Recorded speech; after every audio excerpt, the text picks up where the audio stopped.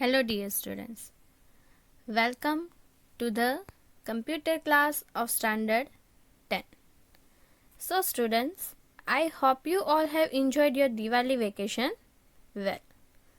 So now it's the time to get back to our work and let's begin our new session. So today we are going to start the new session after our Diwali vacation. So let's begin the new chapter, that is problem and problem solving. Chapter number 9. Yes, in this chapter today we are going to discuss about the problems. So what is the problems and how we can solve that problems. So as we are human being, we are facing lots of problems in our day-to-day life. And if I'll give you the simple example about your problem is, then what is your problem now? Yes, your problem is to score good marks in each and every subject. So now you got your problem, that is the score good marks in all the subjects. Now the next question is how to solve that problems. So that we are going to discuss in this chapter. So let's just start it. So first we will discuss that how many types of problems are there. So basically there are two types of problems, students. First is the well-defined problem and next is the ill-defined problem. So today we are going to discuss two types of problems, well-defined and ill-defined. So first we will see well-defined problem. So according to its name, the well-defined problems have the clear goals. Means the problems that has the proper solutions, that problems are known as a well-defined problems. So when we will solve that problem, we will get the actual result. Means the problem will be solved 100% by us. This type of problems are known as a well-defined problems. If I'll give you the simple example, then here solve the following equation to find the value of x. So many times you have heard this definition and you have solved also. In the math subject, this type of equations are coming. So they are giving equation like this. Suppose the 2x plus 4 equals to 0. And then after they will tell you that solve the following equation and find the value of x. So when you will solve that equation, you will get the exact value of x. And that is the 100% correct value. So this type of problem is known as a well-defined problem that has the solution. Then again another example is also there, that the find the meaning of the word eloquent. So here it also has the so many meanings. We already know in the language one particular word has the so many different meanings. But all the meanings you can find it out through the dictionary. So in the dictionary also thousands of words are there. But we can find it out it very easily because all the words are arranged in the alphabetic orders. So to find it out to solve the problem very fastly, you can skip the words that is starting or that begins with the another alphabets instead of E. So you just take that alphabet only or that words only that begins with the E. And then after you can take the next reference that the second letter must be L. So in the E spelling series also you can search that words that begins or the second alphabet has a L. So like this you can solve the problems. Which type of problem has been solved by us correctly, that is the well-defined problem. Now let's discuss about the next problem type, that is the ill-defined problem.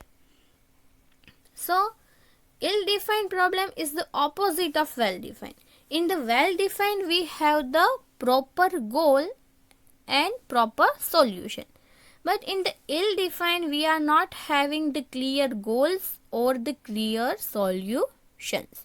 Means here the ill-defined is based on your predictions. You have to predict something to solve that problem.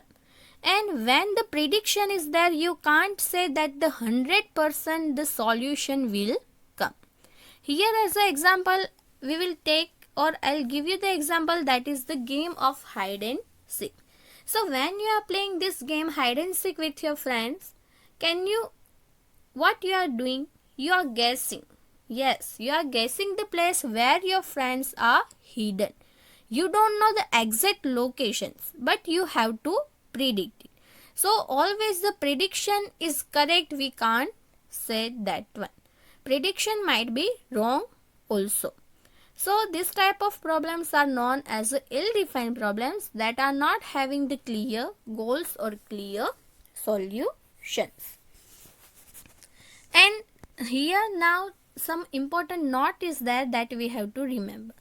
So the first one point we have to remember, that is computers solve only well-defined problems. Means you can say that in this chapter we are going to discuss about the which type of problems? Yes, well-defined problems only. To solve that problems, we need to give complete set of instructions. As we all know, computer is a machine. It is not a human being.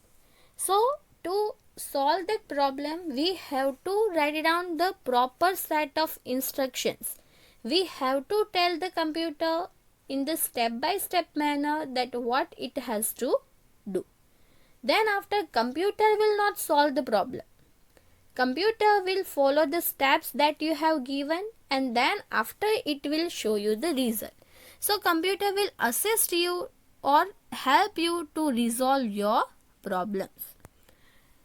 So this is the next topic, that computer does not solve a problem, but it assists in solving the problem by using the set of instructions. So these things you have to remember, students, that computers only work with the well-defined problems, not with the ill-defined problems.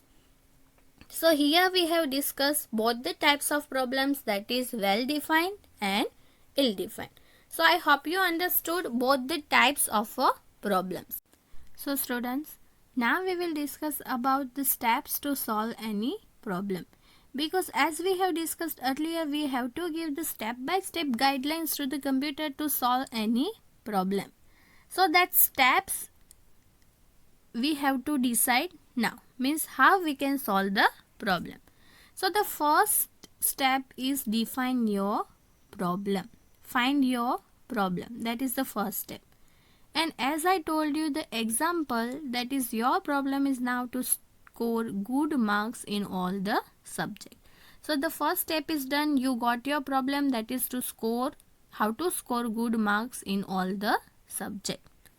Then after, the next thing, to solve the problems, you have to identify the input. Input means what is your work to solve that problem, what you will do.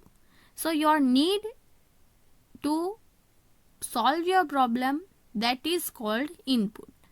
Then after implementing that input, you will get the output, the result at the last.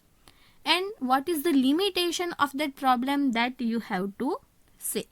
So first, as an input, what you will say, all the subject materials must be with you. You have to prepare timetable, on which day you will do the which subject, how you will learn the subject. Then after, based on that, output will come. Okay.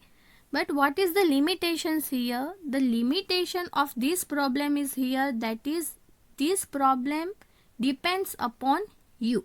If you will do the work, then only result will come. If you will learn, then you will get good marks. But if you will not learn, then you will not get good mark. So that is called the limitation. So first you have to gather all the things, that how you can solve that problem. You have to predict the output and you have to decide the limitations. Then the next is identify different alternatives. Means now in your mind you have to decide that how you can reach to your goal, which are the different ways.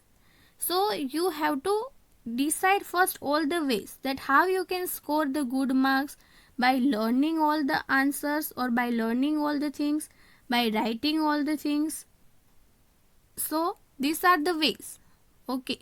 So you have to decide the different ways to reach your goal. Then after the fourth one step is what are the alternatives ways you have decided. Among all the ways you have to find it out the best way to reach to your goal. So this is the fourth step.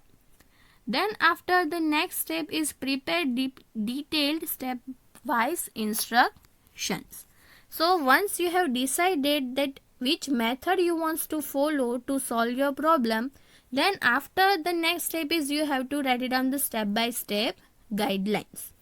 Then the next step is compute result using this instruction. So once the instructions are written by you, use your computer and do the computation process, and then after at the last you just check the correctness of the result obtained by the instructions. Means then after at the last you have to check whether the answer or the result is correct or not as per your instruction. So these are the steps. In this way you can solve any problem. So here I have given the example, but the same way if you want to do suppose the addition of two numbers, then also you can follow the same guidelines, same steps. So I hope you understood that how to solve any problem. Then after the next step is techniques to solve the problems. So many techniques are available to solve any problems in a computer.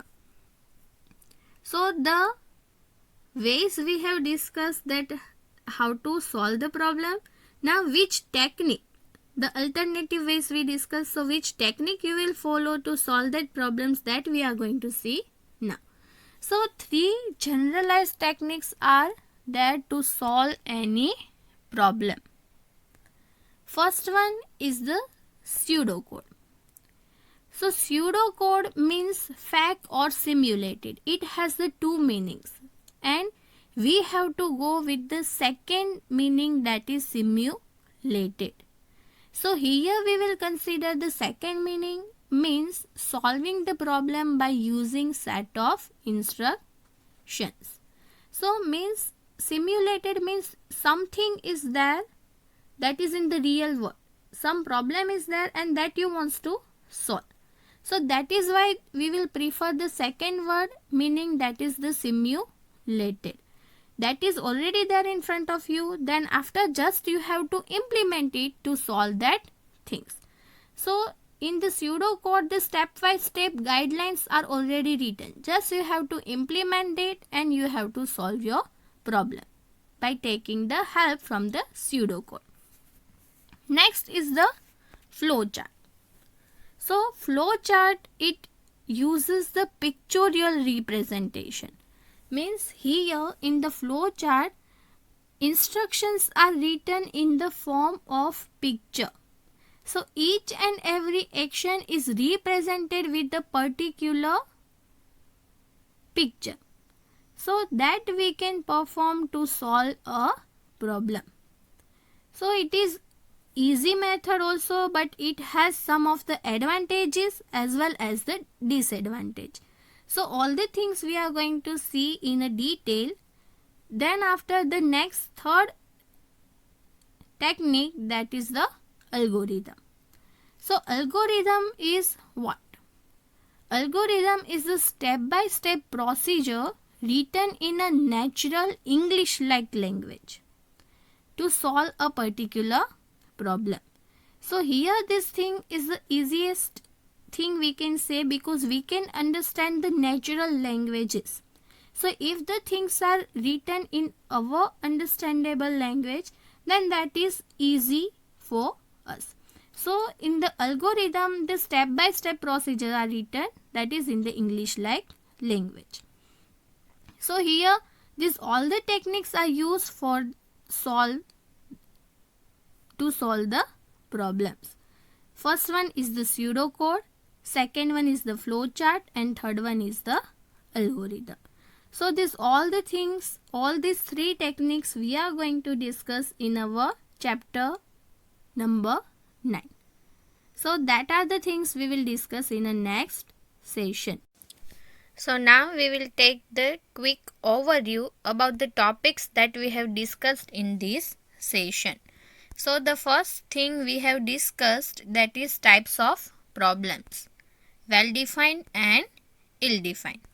Then after we have discussed the steps to solve any problem, how we can solve the problems.